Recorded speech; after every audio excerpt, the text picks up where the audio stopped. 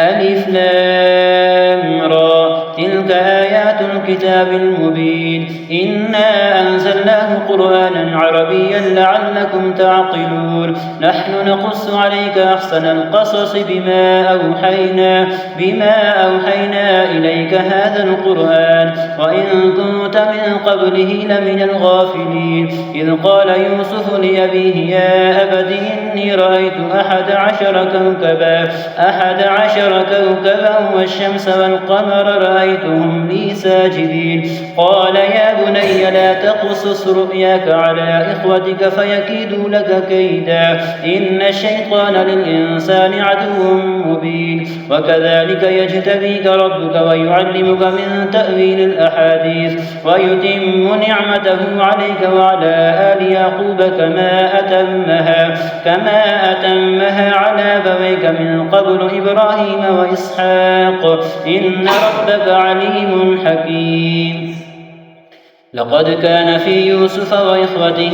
آيات للسائلين إذ قالوا ليوسف وأخوه أحب إلى أبينا منا ونحن عصبة إن أبانا لفي ضلال مبين اقتلوا يوسف أو اطرحوه أرضا يخل لكم وجه أبيكم وتكونوا من بعده قوما صالحين قال قائل منهم لا تقتلوا يوسف وألقوه في غيابة الجب يلتقطه بعض السيارة إن كنتم فاعلين قالوا يا أبانا ما لك لا تأمنا على يوسف وإنا له لناصحون أرسله معنا غدا يرتع ويلعب وإنا له لحافظون قال إني ليحزنني أن تذهبوا به وأخاف أن يأكله الذئب وأنتم عنه غافلون قالوا لئن أكله الذئب ونحن عصبة إنا إذا لخاسرون فلما ذهبوا به وأجمعوا أن يجعلوه في غيابة الجب وأوحينا إليه لتنبئنهم بأمرهم هذا وهم لا يشعرون وجاءوا أباهم عشاء يبكون قالوا يا أبانا إنا ذهبنا نستبق وتركنا يوسف عند متاعنا فأكله الذئب وما أنت بمؤمن لنا ولو كنا صادقين وجاءوا على قميصه بدم كذب قال بل سولت لكم أنفسكم أمرا فصبر جميل والله المستعان على ما تصفون وجاءت سيارة فأرسلوا واردهم فأدلى دلوه قال يا بشرى هذا غلام وأسروه بضاعة والله عليم بما يعملون وشروه بثمن بخس دراهم معدودة وكانوا فيه من الزاهدين وقال الذي اشتراه من مصر لامرأته أكرمي مثواه عسى أن ينفعنا أو نتخذه ولدا وكذلك مكنا ليوسف في الأرض ولنعلمه من تأويل الأحاديث والله غالب على أمره ولكن أكثر الناس لا يعلمون ولما بلغ أشده آتيناه حكما وعلما وكذلك نجزي المحسنين وراودته التي هو في بيتها عن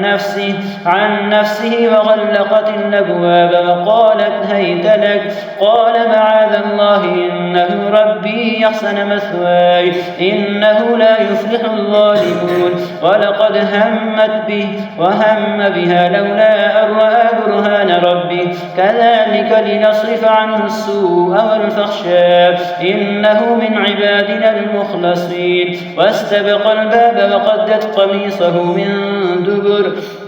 دبر وألف يا سيدها لدى الباب قالت ما جزاء من أراد بأهلك سوءا إلا أن يسجن أو عذاب أليم قال هي راودتني عن نفسي وشهد شاهد من أهلها إن كان قميصه قد من قبل فصدقت وهو من الكاذبين الحمد لله رب العالمين الرحمن الرحيم مالك يوم الدين إياك نعبد وإياك نستعين اهدنا الصراط المستقيم صراط الذين أنعمت عليهم غير المغضوب عليهم ولا الضالين.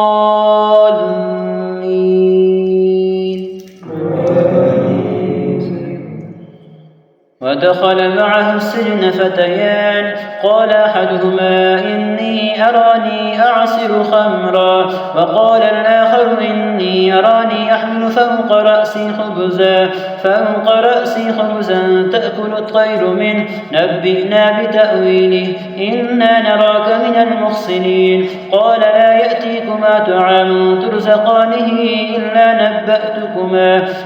نبأتكما بتأويله قبل أن يأتيكما ذلكما مما علمني ربي إني تركت ملة قوم لا يؤمنون بالله وهم بالآخرة هم كافرون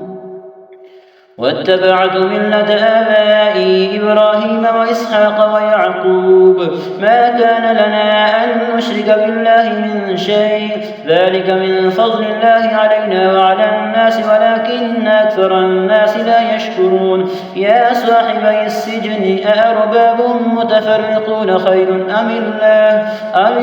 الواحد القهار ما تعبدون من دونه إلا أسماء سميتموها أنتم وآباؤكم ما أنزل الله بها من سلطان إن الحكم إلا لله أمر أن لا تعبدوا إلا إياه ذلك الدين القيم ولكن أكثر الناس لا يعلمون. يا صاحبي السجن أما أحدكما فيسقي ربه خمرا وأما الآخر فيسلب فتأكل الطير من رأسه قضي الأمر الذي فيه تستفتيان. وقال للذي ظن أنه ناج منهما اذكرني عند ربك فأنساه الشيطان ذكر ربه فلبث في السجن بضع سنين. وقال الملك إني أرى 7 بقرات سمان يأكلهن 7 عجاف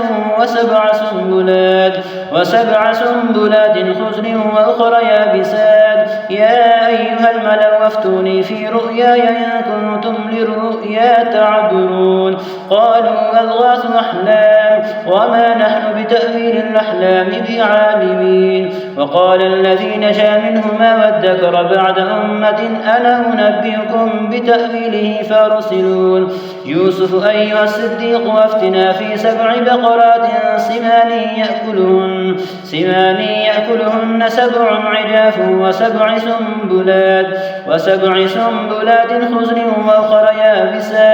يابسات لعلي أرجع إلى الناس لعلهم يعلمون. قال تزرعون 7 سنين دأبا فما حصدتم فذروه في سنبله إلا قليلا مما تأكلون. ثم يأتي من بعد ذلك 7 شداد يأكلن ما قدمتم لهن إلا قليلا مما تحصنون. ثم يأتي من بعد ذلك عام فيه يغاث الناس وفيه يعصرون.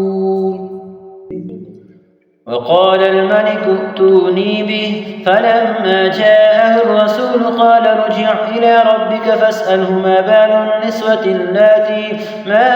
النسوة اللاتي قطعن أيديهن إن ربي بكيدهن عليم. قال ما خطبكن إذ راوتن يوسف عن نفسه قلن حاش لله ما علمنا عليه من سوء. قالت امرأة العزيز الآن حصحص الحق أنا راودته عن نفسه وإنه لمن الصادقين. ذلك ليعلم أني لم أخنه بالغيب وأن الله لا يهدي كيد الخائنين.